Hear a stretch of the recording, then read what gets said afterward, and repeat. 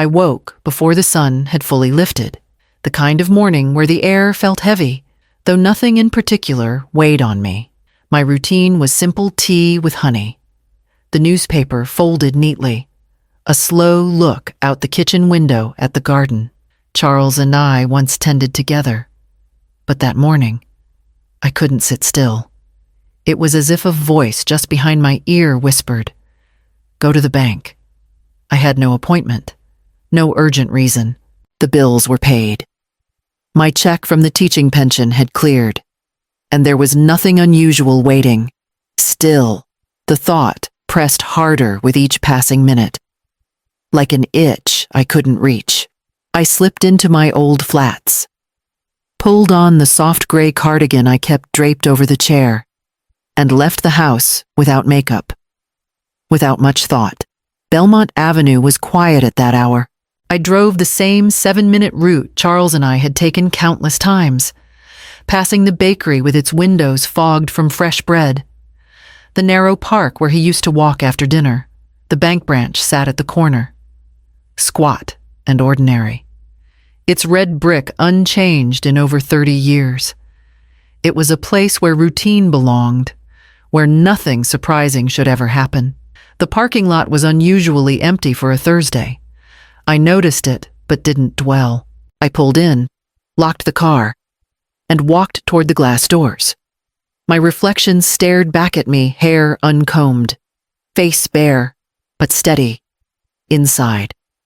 The cool air hummed with the faint sound of machines. My steps echoed lightly against the polished floor. Everything appeared still, uneventful, and yet a faint unease stirred low in my stomach, the kind that arrives before the mind can name it. I moved further into the lobby, scanning the room, and that's when my eyes caught a figure standing near the reception counter. It was Damien, my son. There he was. Damien standing tall in a pale gray suit, the kind he only wore when he wanted to look serious. He never dressed like that for me, not for Sunday dinners, not for birthdays, not even when I asked him to join me at church once in a while. But here, in this bank, he looked like a man on display. His tie knotted perfectly, his hair slicked back, his expression composed. I slowed my steps and slipped behind the tall divider near the waiting area. Not hiding, exactly, but not ready to announce myself either. Something in his posture made my stomach twist. He leaned toward the branch manager with that polite smile I had seen him practice before at job interviews, at his sister's wedding toast, the kind of smile that never quite reached his eyes. His voice carried easily across the room, steady and rehearsed. Her name is Evelina Calloway. She doesn't recognize anyone anymore. Her doctors agree it's progressing quickly. My breath caught in my throat. He was speaking about me. My full name, rolling off his tongue as though it belonged to a stranger. The branch manager nodded gravely, taking notes, while Damien handed him a folder thick with papers. I pressed a hand against the divider, grounding myself. It couldn't be real. Perhaps I had misunderstood. Perhaps there was another Evelina Calloway in town.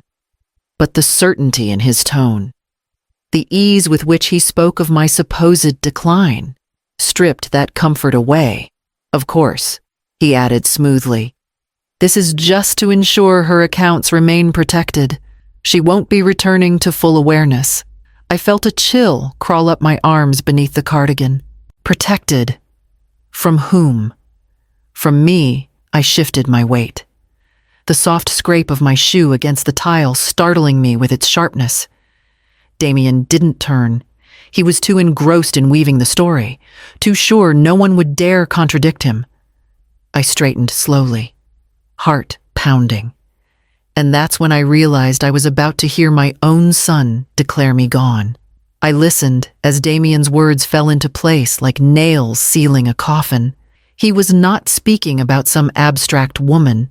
He was speaking about me, his mother, the woman who carried him, who fed him when my own cupboards were bare, who worked nights so he could wear clean clothes to school. And there he stood, telling a stranger that I no longer recognized anyone, that my mind had slipped away into shadows.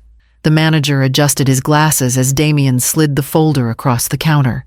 My name was stamped in black ink across the top. Guardianship papers. Statements of incompetence. Requests for control of all assets. Each page, notarized and official, as though my life could be transferred like a deed. My knees weakened. I clutched the divider to steady myself, the tiled floor cold beneath my soles. For a fleeting second, I wondered if I should turn and leave, if silence was safer than stepping into a battlefield I hadn't prepared for. But the thought of walking away, allowing my own son to bury me while I still breathed, made my chest tighten. Memories surged. Damien as a boy, running barefoot through the yard, laughing with the same wide grin he now used to persuade strangers. Damien at 17, standing stiff at Charles's funeral, tears hidden because he thought men didn't cry. Damien at 23, furious when I couldn't co-sign his first failed business loan. I had carried him through all of it, alone. And now, he had chosen to erase me. The bank manager cleared his throat. Ready to sign. That was the moment I stepped forward. My flats struck the polished tile, each sound louder than the last. Damien turned, and the color drained from his face. "Good morning," I said evenly, standing tall, his lips parted, but no words came. The branch manager's hand hesitated before sliding the folder across the counter, as though the papers themselves might burn. I reached out, steady enough to look composed, though my heart was hammering against my ribs. The folder was heavier than I expected, thick with signatures, stamps, and declarations about a life that was still mine. Damien stood frozen beside me, lips pressed tight, but I did not look at him again.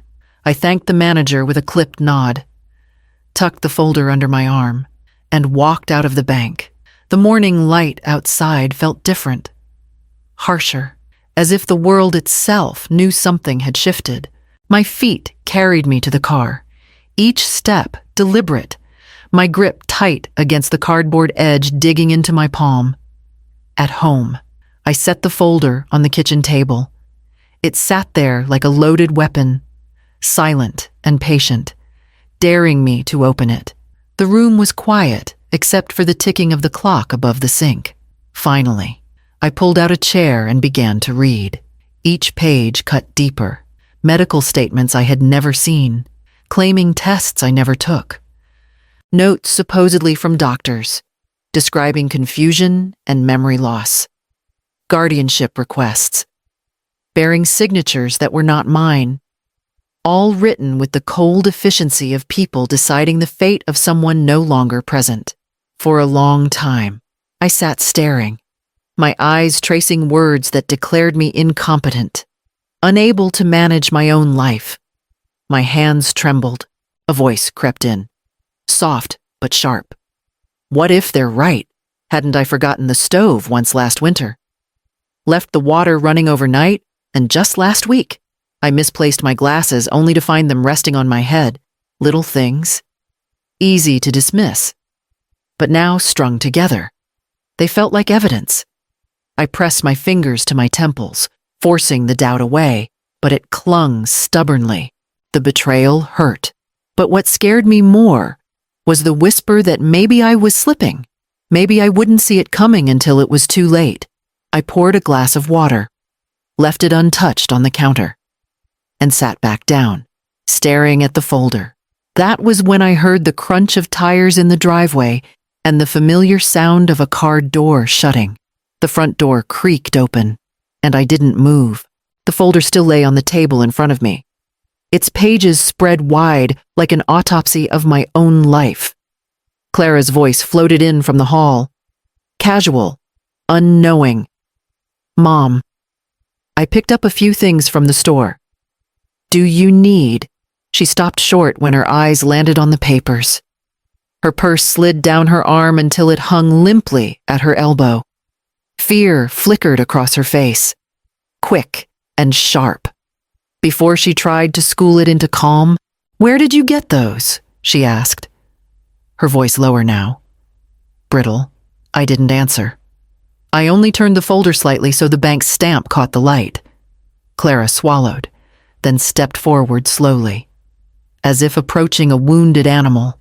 "Mom, listen," she began, her fingers twisting the strap of her purse. "This wasn't supposed to happen like this. Michael thought it was just in case. We never wanted you to actually see them." In case my voice cracked against the air. "Clara, those papers don't say in case. They say it already happened. They say I'm gone, that I don't remember you, that I don't even know who I am anymore." Her eyes filled, and she shook her head, hair falling loose from behind her ear. "I only signed because I was scared. You're so strong. Mom, you never ask for help. What if something happened and I wasn't ready? We were preparing, that's all." I leaned forward, my hand pressing flat against the papers between us. Preparing. My voice was quieter now, but each word cut. "You weren't preparing. You were erasing. Do you understand? You erased me with every signature, every nod, every silence." She sank into the chair opposite mine, her shoulders shaking. "I didn't think you'd notice," she whispered through tears. Like a child admitting to stealing a piece of candy, I stared at her. The daughter I had once held through nights of fever and heartbreak, and wondered how she could have looked into my eyes for months while signing me away. Before I could speak again, the sound of another engine rumbled into the driveway. The front door opened again, and Damien stepped inside. He didn't hesitate, didn't look ashamed.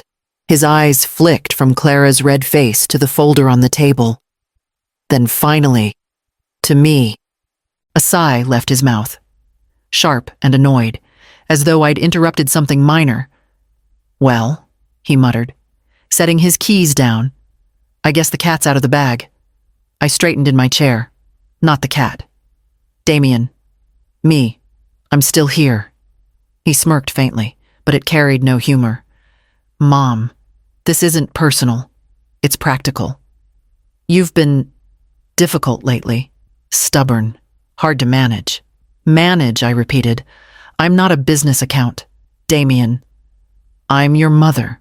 He shrugged, leaning against the counter with a casualness that made my blood burn. "You don't listen. You refuse help even when it's obvious you need it. We can't keep cleaning up after you. This was the only way to make sure things didn't fall apart." Clara flinched beside him, but she said nothing.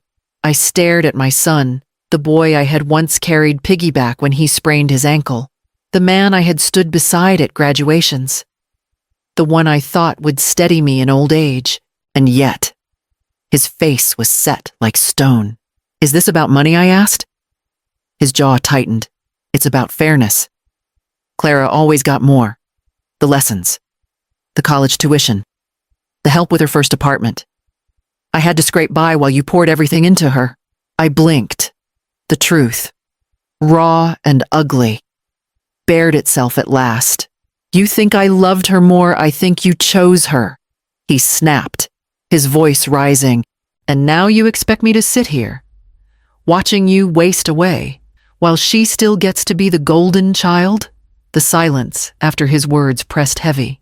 I felt the years in my bones, the decades of sacrifice that now looked like fuel for his bitterness. He wasn't just reaching for my money. He was clawing for something he thought had been denied since childhood. I pushed the folder toward him slowly. "You didn't need papers to erase me, Damien. You've been trying to do it for years." His mouth opened, but I stood, cutting him off. And for the first time, I felt something sharper than betrayal clarity. I didn't sleep that night.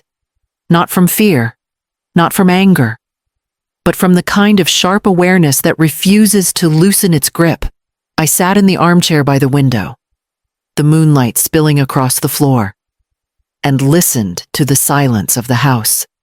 Every creak, every hum of the refrigerator seemed to remind me that I was still here, awake, alert, alive. By morning, I had already made 2 calls. The first was to my attorney, a man I hadn't spoken to in years but whose number I never erased. His voice was steady, professional, and within minutes he promised to meet me that afternoon. The second was to a financial advisor I had avoided since Charles's death.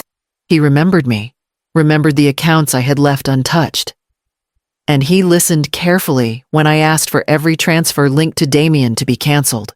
By noon, the passwords to all my online logins were changed. The automatic withdrawals Damien used for his business cut off. I sat at the table with a notebook, writing down everything I needed to reclaim. Every loose thread they thought I would never notice. Each task was a stitch, pulling my life back together. For years, I had allowed myself to be only mom, the helper, the provider, the one who quietly endured, but as I signed papers and gave instructions, I felt something shift. I was Evelina Calloway again, a woman with her own will, her own spine, her own fire. When I closed the notebook, I pressed my palm against its cover, steady and calm. My children thought they had cornered me, but they had only reminded me of what I had always carried. By the time the clock struck 3, I was walking into my lawyer's office with the folder under my arm, ready to begin rewriting everything they thought was already theirs. They were waiting for me when I came home from my lawyer's office, their faces tight with fury and fear. Clara sat on the couch, her hands clenched in her lap, while Damien paced by the fireplace like he owned the place. "What did you do?" Damien demanded before I'd even closed the door. "The accounts are frozen. Our transfers, everything's been cut." I set my bag down on the table with deliberate calm. I reclaimed what was mine. I said. Clara's eyes shimmered. "Mom, please, you don't understand. We just wanted to help." I pulled a crisp envelope from my bag and placed it on the coffee table. "You'll both have 30 days to leave this house." Clara's breath caught. "Eviction." Damien snatched the envelope, ripped it open, and scanned the letter. His face darkened as he read the attorney's seal at the top. "You can't be serious." He spat. "This is our home, too. We've been here for years." "No," I said evenly. "This is my home. You moved in when you needed help, and I let you. But you crossed a line the moment you stood in a bank and declared me gone." Clara rose, tears slipping down her cheeks. "Mom, don't do this." "Where will we go?" "What about Nora?" I met her gaze, steady and unflinching. "You removed yourselves when you signed those papers. I'm only confirming what you already decided." Damien slammed the papers back onto the table. "You'll regret this," he hissed. "Perhaps," I replied, my voice calm as stone. "But I regret far more that I didn't see you for who you were sooner." The silence that followed was sharp enough to cut. Clara covered her face with her hands. Damien stormed toward the kitchen, and I stood in the center of the room. No longer small, no longer erased. The 30 days had begun. The days that followed were heavy with tension. Damien's anger grew sharper with each passing hour.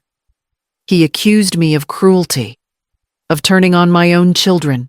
His voice rose, echoing through the rooms as if sheer volume could rewrite the truth.